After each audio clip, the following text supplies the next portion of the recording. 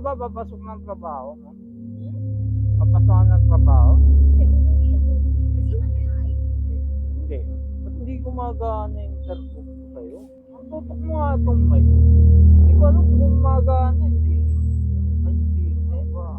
Hindi. Sayang. Di bali, rinig naman kita dito. Ano padaan? Papasok na ako. Saan ang uwi mo, ma'am, yan? Ha?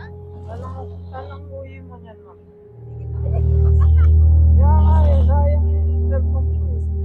Ano? Hindi ko makonect. Saan ang probinsya mo?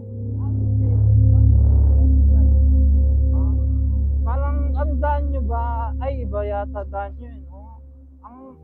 Alam ko may Quezon dito sa may Infante eh. Hindi ka naman nagmamadali, ma'am. Hindi ka naman nagmamadali. Hindi ka naman nagmamadali, ma'am.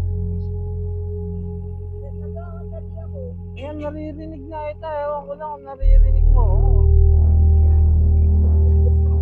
Yes! Hindi ko lang talaga siya na-connect kanina kasi umuulan. Hindi ko alam kung buhay pa, gumagana pa o hindi.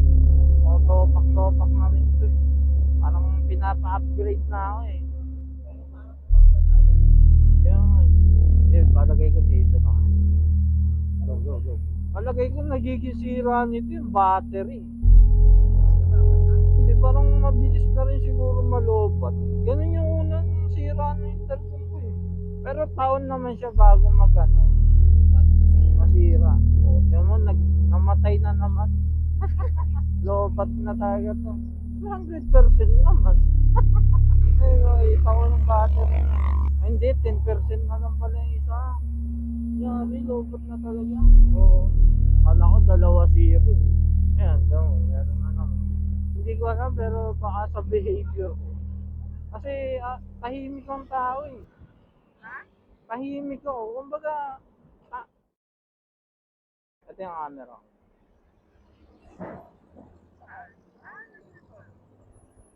Kaya high ka na lang. Ay, maubos na pala yung minutes nito. Bubura na naman ako.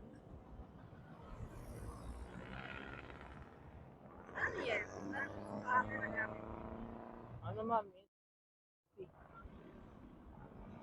Naman ako eh. Hindi naman. Ay, kaya lang.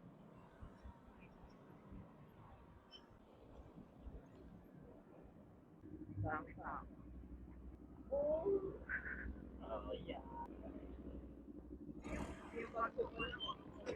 Ay, no.